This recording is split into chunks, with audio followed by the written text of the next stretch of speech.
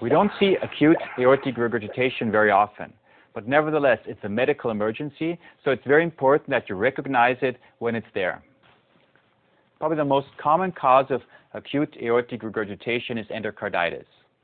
Another reason is cusp rupture, which can be caused by endocarditis again, and aortic dissection. This is such an example. We can see a dissection membrane here in the aortic root, and this dissection membrane causes malfunction of the aorta and severe aortic regurgitation with a very broad jet and a very large flow convergence zone. Another reason for acute aortic regurgitation is iatrogenic, which is very rare, for example, during a cath study, and trauma. Usually we do not see these trauma patients simply because it usually involves more than the valve and also the aortic root, and these patients usually do not come to attention anymore because they simply do not survive it to the hospital. So from a hemodynamic point of view, the problem is that we have an unadapted left ventricle. The ventricle is small and cannot accommodate the large regurgitant volume. This causes an increase in diastolic pressures, which then translate to the left atrium and thereby cause pulmonary edema. And in addition, we have a reduction in forward flow as the left ventricle fails, and thereby we have a reduction in cardiac output, in other words, cardiogenic shock. This is such an example where we have massive TE caused by acute aortic regurgitation in the setting of endocarditis. We can see a very broad jet, and we also see that the patient has a fairly small ventricle. These patients usually also have a high heart rate. They have tachycardia, simply because they have to sustain cardiac output. And this makes it sometimes difficult to quantify aortic regurgitation.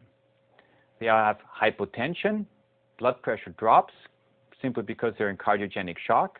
And as already mentioned, they have pulmonary congestion and even pulmonary edema. This is such an example of a patient again with endocarditis and with severe aortic regurgitation. You can see that the ventricle is fairly small. It's not completely normal in size. It's already dilated. So this means it's not acute, but it's more subacute aortic regurgitation. What are the echo features of acute aortic regurgitation? As already mentioned, we have a small or only mildly dilated left ventricle.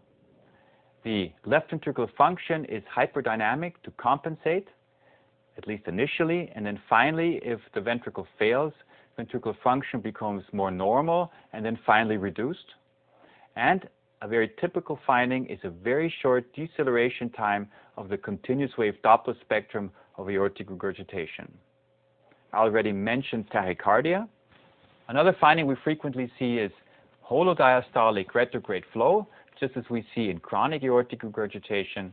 This is such an example, here in color Doppler, and here with the pulse wave Doppler, holodiastolic flow. Other findings we encounter is premature mitral valve closure, which is caused by the fact that the end diastolic pressure in the left ventricle is higher than the pressure in the left atrium, and thereby the mitral valve closes prematurely in diastole. In addition, pressure can be elevated in such a way that we even have diastolic mitral regurgitation. So in conclusion, in comparison to chronic aortic regurgitation, we have very high end diastolic pressures and we have a small ventricle.